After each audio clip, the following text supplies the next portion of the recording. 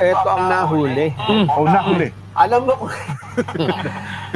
alam mo ba kung sino ang nagpapa-aresto kay Senador Bato de la Rosa? ICC. Ikaw, Alam natin, ICC ang nagpalabas ng warrant. Oo. dito sa Pilipinas. Si Senator Trillanes. Oo nga pala. Hindi. Maliban sa kanya, Ikaw. nagpapahuli. Oo. Yun lang alam ko. Senador Trillanes, pumunta pa nga ng Senado, di ba? Trillanes? Oo. Siya pa nga nakipaghabulan. Ibig sabihin, hindi nyo pa alam ang balitang ito? Ano yan? Ayan na naman tayo, mabibigla na naman kami. Baka, Hindi nyo alam kung sino talaga nagpapa-aresto kay Senador Bato de la Rosa? ang Sino? alam namin talaga yung ICC. Ang inatasan, dati Senador Sani Trillanes. Wala namang ganun eh. Wala ba? Wala ba? Hindi. Hula lang nung mga... Kasi siya may dala-dala ng warrant. warrant. Oo. Pero hindi naman siya, wala naman siyang authority. Eh bakit nasa kanya yung warrant kung wala siya authority? Wala Kasi ahente daw siya Buti pa yung NBI. Oo. Pero sino ang nag-utos sa kanila na arestuhin si Senador Bato? Dito sa Pilipinas? By sino nga ba? Meron ba? Hindi nyo ba alam? Wala, hindi na. Parang ngayon lang namin Ganun ba nalaman. kayo na late na ba kayo sa balita? Yun lang. Nahuli nga kami. Hindi pa nahuli. Nahuli.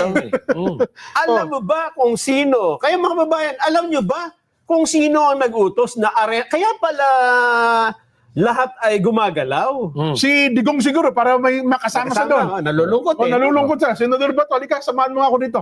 Huliin yan. Hindi na pupunta na to ng kusa doon sa Dahig. Ganon. Kung Sino ba talaga? Hindi nyo talaga, hindi nyo alam. Hindi namin alam mo. Mula pa ng mga naunang pangyayari, mula pa noong lumabas na inaaresto si Bato, hindi nyo alam kung sino? Wala eh. Wala kami eh. Ibig sabihin, ngayon lang lumabas ito? Oh. Sino ba? Wala ba tayong tinig dyan? Sino? Yusek, Claire Castro? Itanong natin. Yusek, Claire Castro. Sino bang nagpapa-aresto kay Senador Bato? Ano bang standing order? Is there a standing order from the President to have Senator Bato arrested? Yes. Still, there is. Alam niyo na. Alam niyo na kaya. Ibig sabihin nyo lang nalaman? Hindi kasi sabi ni Pangulong Bongbong, hindi tayo nakikipag-ugnayan sa ICC. At hindi tayo nakikipagtulungan. Hindi tayo nakikipagtulungan. Kasi kung sa mga umiral na batas sa Pilipinas, walang dahilan para arestuhin si Senador Bato. So ngayon, alam nyo na lahat ng sinasabi ng Pangulo ay kabaligtaran. Ay, hindi ko... Di ba? Ulitin nga natin. Baka hindi natin Baka masyado. nagka-ulit ka. Ulitin nyo. Baka ako din nagulat eh. Sige nga, ulitin natin. Ante?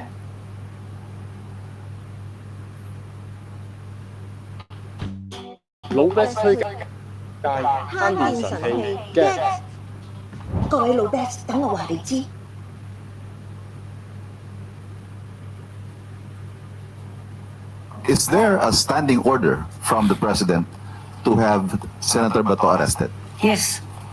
Still, there is. Ayun. Yes. Still, there is. So, Sabi wala. Dati na niya palang inutos at nananatili ang ngayon. Ayan. At saka ito, standing order. Oo nga. Ibig sabihin, nang inutos to ng Pangulo, nakatayo siya dyan. Hindi ba? Standing order to. Nakatayo siya habang inutos ako. Literal eh. Baka siguro, ulihin nyo. Di ba? Kasi kung nakupo ka, relax ka pa nun. Hindi nga naman sitting Ito order. nakatayo eh. Standing order talagang Mas pinapaalam. mabigat talaga yan. Kasi kung nakaupo lang, medyo relax eh. Oo. Pero kung standing order, parang ginagawa ko. Mabigat. Mabigat yan. At pero ngayon lang sila, ngayon ko na nalaan. Kaya ako unang tinanong muna sa inyo kasi baka alam nyo na. Hindi ko, ngayon ko lang nalaan yun. Kaya ako nga din, baka naman kasi ako ang ako lang na, sabi ko, meron ba talagang order dati ang Pangulo na arrest? Wala kang matanda. Ikaw, wala kang matanda. Hindi naman aarestuhin ng ganun katindi. Gamit-gamit ang buong resources ng gobyerno, NBI, police, baka nga pati militar ay yung mga intel ng militar ay gamit-gamit yan kung walang order sa presidente. Oo, hindi naman, Diyos ko naman, kahit na nga, sabihin, para kumilos yung buong puwersa ng gobyerno, sino bang mag-uutos dyan? Di ba, presidente? Kaya si Bongbong Marcos, puro katantaduhan lang pinagsasasabi niyan. Pagdating ng 2028, yari ka. Nga ng Ibig Pangulo. sabihin, ngayon lang inamin ng Malacanang na Baka naman misquoted yan si Auntie Claire. Misquoted. Sige nga pangin natin ulit. Sino ba nagtanong doon? Nagtanong mukhang si Ivan. Hindi, si Ivan Merino. Tingnan ka ba? Kasi iba yung tanong sa sagot. O, sige. Ulit niya natin, pakalimi-limi natin. Oh. Ante? Is there a standing order from the president to have Senator Bato arrested? Yes. Still, there is. To have Senador Bato arrested. Oh, is there a standing order from the president? Oho. Malinaw, di ba? Oo. Oo nga, no? So, well, wala tayong magagawa. Kinumpirma ni Auntie. Baka naman kako, sariling kalooban na to si Auntie Claire. Hindi kaya, Kuya Benny, palagay mo. Baka siya lang yan. Baka naman hindi yan ang Di talaga yun ang gusto pahayag siya. ng Pangulo. Baka sabi ni Pangulo, di, na misquoted ako. Baka hindi kami nagkaintindihan ni Auntie Dahil Claire. malinaw na sinasabi ng Pangulo na hindi tayo nakikipag-cooperate sa ICC. Oo.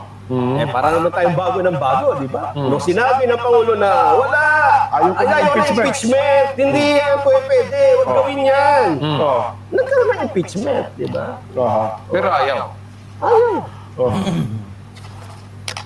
Wala na akong magagawa. Gusto ko pa sanang tutulan. Pero hindi naman sinabi. Maliban ng bukas, Kasi Jen, pagka misquoted, oh, may tanong, may sagot, oh, hindi mo naintindihan.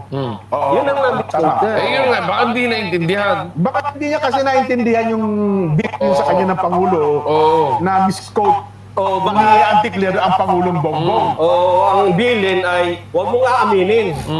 Baka ganun yung bilin. Sige nga, isa na, last time. Last. Last. Di ako makaget over eh. Sige, sige. Last nga. Ante.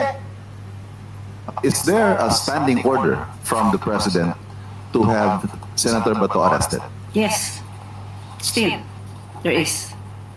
Yes, still there is. Saka yung facial expression ni Auntie Claire, definite, no? Eh, naintindihan niya. Definite, oo. Kaya, tsaka yung sa tanong, kung iintindihin mo, is there a standing order from the president to arrest? To Senador, no, to have Senador Bato arrested. Oh, ang sabi niya, yes, there is still. Ibig sabihin, matagal na meron. Tsaka ang sagot niya, staccato, ha? Yung parang Yes, sagot. standing order. There is, meron, still. Mananatili. Ibig sabihin, hindi bago yung utos. Standing na bakal pa. Kung ano, mabigat, still eh.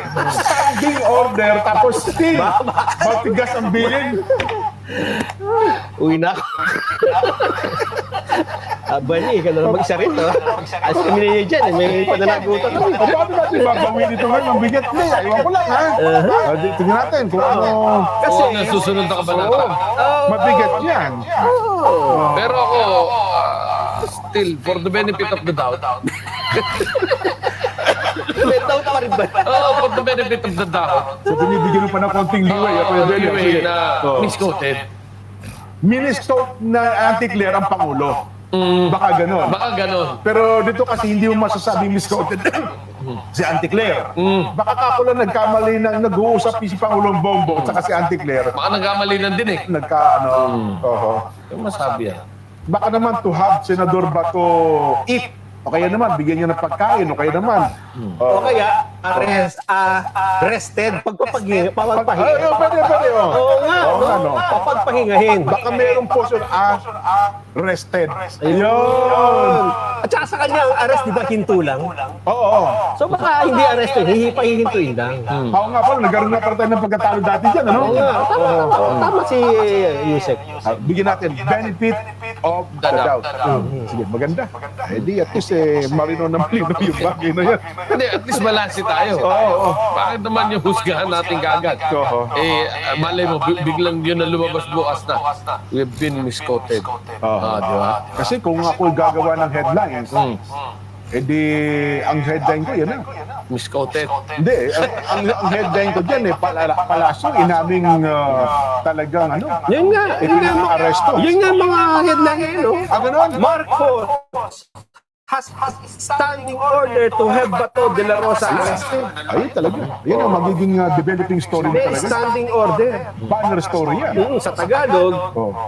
nakatayo ang Pangulo Oh.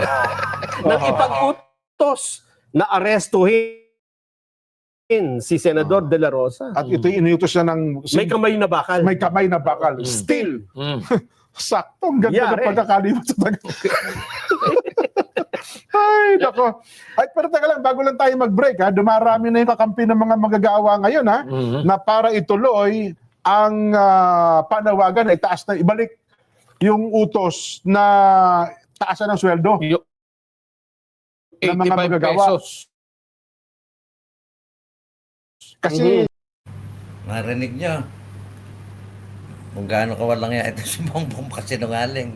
Ayan, siya pala yung may utos na arestuhin yan maski na doon sa kaya nga doon sa Senado ganun sila kadahas, no? Kasi nga pala utos pala ng presidente, no? Sinasabi ni ni Clear, anti-clear. Kaya pala talagang matindi ang paghahanap kay Bato, no? Ewan ko ba kung anong mapapala rito ni Bongbong Marcos, no? Kung dali niya sa ICC itong mga ito, hindi ko alam kung anong mapapala niya rito. Kung titingnan mo, yung pamilya naman nila is maraming mga inosenteng mga mamamayan nang namatay nang hindi naman kumbaga hindi naman mga gumagamit ng pinagbabawal na yun nga pulburon.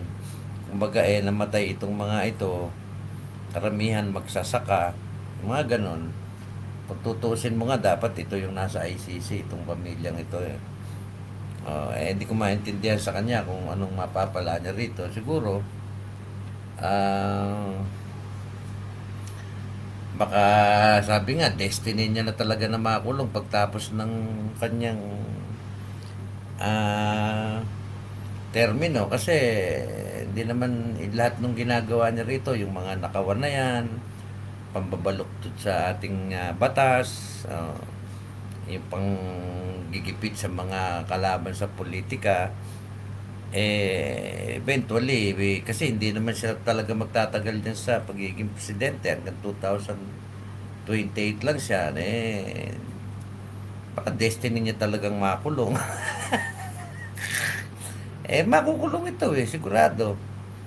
Wala namang, tandaan nyo, kahit sino maupong presidente, ipakukulong yan si Bongbong Marcos. Maski na dilawan, ipakukulong at ipakukulong yan. Maliban kay Romualdez, kung siya ang magiging presidente, which is napakalabo na maging presidente ni Romualdez. At malabo rin maging presidente itong mga dilawan na ito. Merong isa dyan na magiging presidente. Sabihin nyo ng si Sara Duterte, hindi o iba. Pero definitely ang magiging presidente dyan ay manggagaling sa grupo ng DDS. At pag DDS, siyempre, uungkatin yan yung mga nakawan at pang-aabuso nitong gobyerno ni Bongbong Marcos at saka nitong mga kongresista. Definitely makukulong yan si Bongbong Marcos after his term. Yun lang yun. Kayong mga loyalistang ob-ob, tingnan natin kung ano gagawin nyo pag nakulong yan. Kami naman ang kakanta. Bongbong kulong. Bongbong kulong.